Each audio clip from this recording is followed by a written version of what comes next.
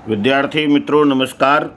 मैं वीरेंद्र मिश्र आप सबका हार्दिक स्वागत करता हूं, अभिनंदन करता हूं और दीपावली की शुभकामना प्रेषित करता हूं।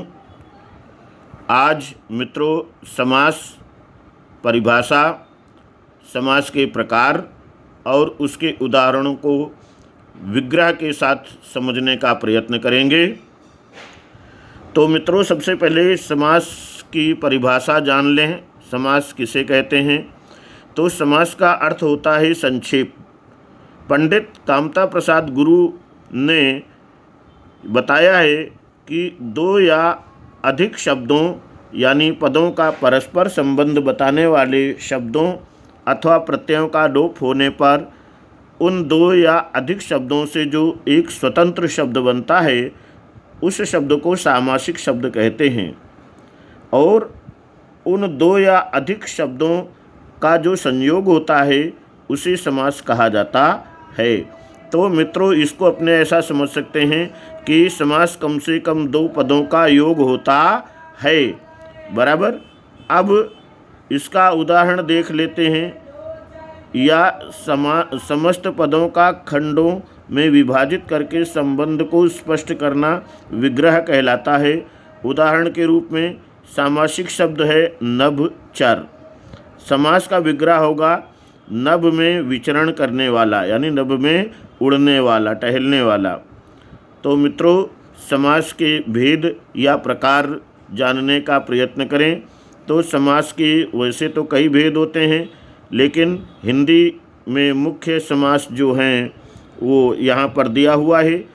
समास के भेद तो पहला है मित्रों अव्ययी भाव समास, दूसरा है तत्पुरुष समास, तीसरा है कर्मधारय समास और चौथा है द्विगु समास, पांचवा द्वंद्व और छठा बहुव्रीहि समास। इस तरह से हिंदी में प्रचलित समासों का वर्गीकरण किया गया है। मित्रों अब आगे अव्ययी भाव समास किसे कहते हैं इसे जानें।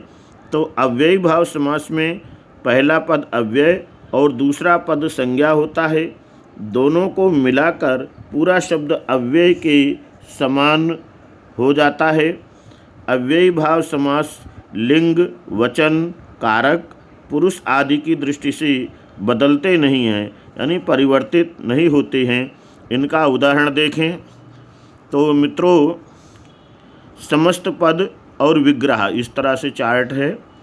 तो पहला ही यथाशक्ति, इसका विग्रह करेंगे तो शक्ति के अनुसार। नाम अपने जान ही लिए हैं अव्ययी भाव समास। ये जो उदाहरण दिए जा रहे हैं ये अव्ययी भाव समास के हैं। अगला है आजीवन, जीवन भर, इसका विग्रह होगा यथा समय, समय के अनुसार।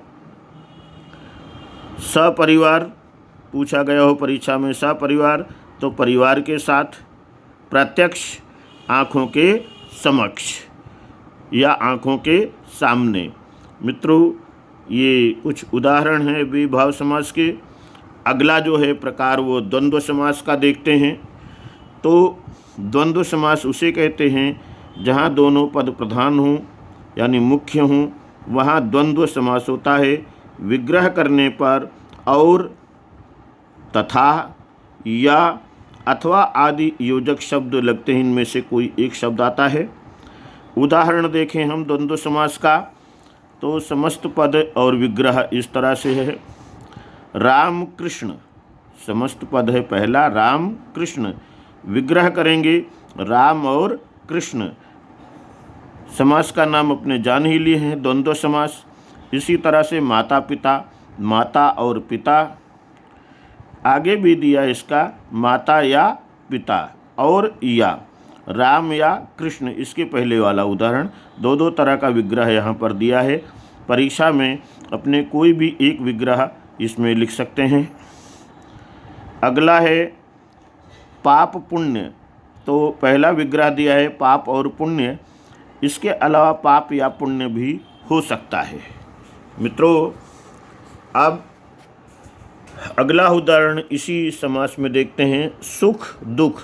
सुख और दुख, सुख या दुख नर नारी, नर और नारी, नर या नारी, नर अथवा नारी।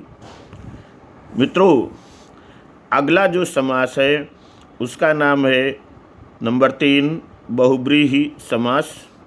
इसकी परिभाषा, जिस समास का कोई भी पद प्रधान नहीं होता बल्कि अन्य पद प्रधान होता है उसे बहुब्रीहि समास कहते हैं।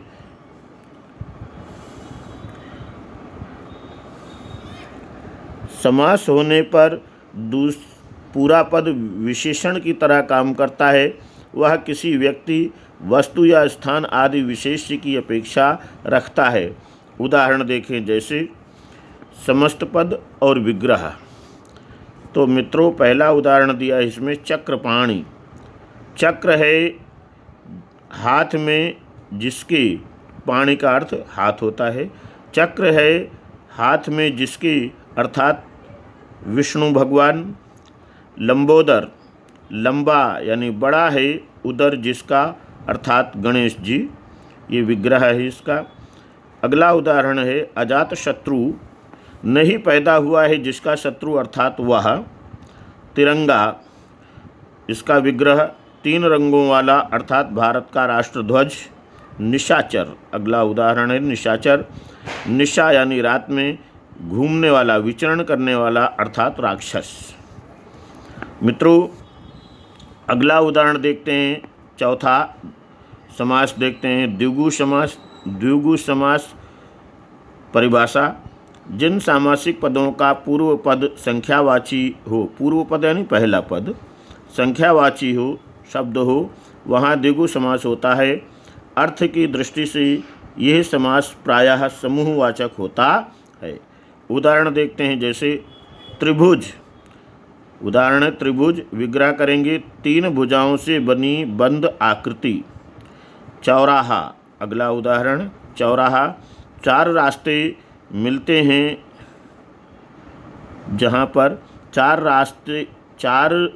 4 रास्ते मिलते हैं, यानी जहाँ विग्रह है जहाँ 4 रास्ते मिलते हैं, तो 4 रास्तों का समूह, इस तरह से भी हो सकता है विग्रह। अगला उदाहरण है शताब्दी। शत यानी 100, अब्द यानी वर्षों का समूह, 100 वर्षों का समूह। अगला उदाहरण पंचवटी। पंच यानी 5, वटों वृक्षों का समूह। इस तरह के उदाहरण द्विगु समास में होते हैं। मित्रों, अगला देखते हैं 5वां कर्मधारय समास, जहाँ समस्त पद के दोनों खंडों में विशेषण यानी विशेषण, विशेष्य अथवा उपमान उपमेय संबंध हो, वहाँ कर्मधारय समास होता है। यानी कर्मधारय समास का पूर्व पद यानी पहला पद विशेषण या उपमावाचक होता है। जैसे उदाहरण के रूप में नीलाकाश, नीले रंग का आकाश, इसका विग्रह होगा नीले रंग का आकाश। महाराज, अगला उदाहरण महान राजा, इसका विग्रह होगा महान राजा। कमल नयन, ये प्रश्न है कमल नयन, कमल रूपी नयन, विग्रह हुआ कमल रूपी नयन। चरण कमल, इसका विग्रह कमल रूपी चरण। मित्रों, अगला और अंतिम समास है तत्पुरुष समास। तत्पुरुष समास की बात करें तो जहाँ सामासिक उत्तर पद प्रधान होता है तथा पूर्व पद गौड़, उस समास की रचना में 2 पदों के बीच में आने वाले कारक चिन्हों परसर्गों का लोप हो जाता है, कर्ता संबोधन की परसर्गों को छोड़कर। जैसे विद्यालय, विद्या के लिए आलय, ये विग्रह हुआ। हस्तलिखित, हाथ से लिखित। रसोई घर, रसोई के लिए घर। राजकुमार, राजा का कुंवर या कुमार। पदच्युत, पद से हटाया गया, पद से च्युत। पद प्राप्त, पद को प्राप्त। ध्यान मग्न, ध्यान में मग्न। मित्रों, यहाँ पर इन्होंने 6 समासों का उदाहरण दिया है। बराबर।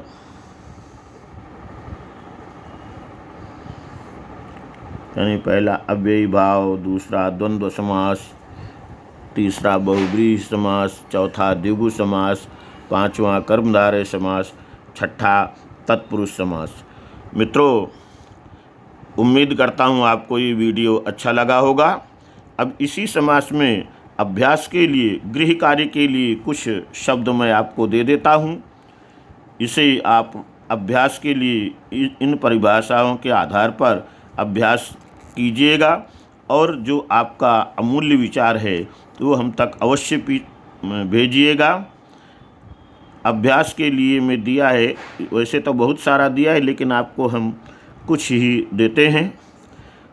जैसे निम्नलिखित समस्त पदों का विग्रह करके समास के नाम बताइए। पहला देशभक्त, दूसरा शिवालय, तीसरा स्वर्गीय, चौथा मदान्ध, पांचवा स्वरचित, छठा मनगढ़ंत, सातवां वाग्दत्ता, आठवां श्रम श्राद्ध, नौवां परीक्षा केंद्र, 10वां चिकित्सालय, 11वां आराम कुर्सी, 12वां देशभक्ति, 13वां रसोई घर, 14वां भयभीत, 15वां धर्मभ्रष्ट, 16वां अपराध मुक्त, 17वां समयानुकूल, 18वां क्षमादान, 19वां जनमत, 20वां अमृत वर्षा, 21वां लोकसभा, 22वां भाग्य विधाता, 23वां भाग्याधीन, 24वां है वितरण विधि और 25वां है पराश्रित। मित्रों, इन्हें अभ्यास कीजिएगा। उम्मीद ही नहीं, पूरा विश्वास करता हूँ कि आपको समास अभ्यास में पक्का हो जाएगा। आपको जैसा ही वीडियो लगा हो, अगर अच्छा लगा हो तो इसे शेयर और लाइक कर सकते हैं। वीडियो देखने के लिए आपका एक बार फिर से धन्यवाद।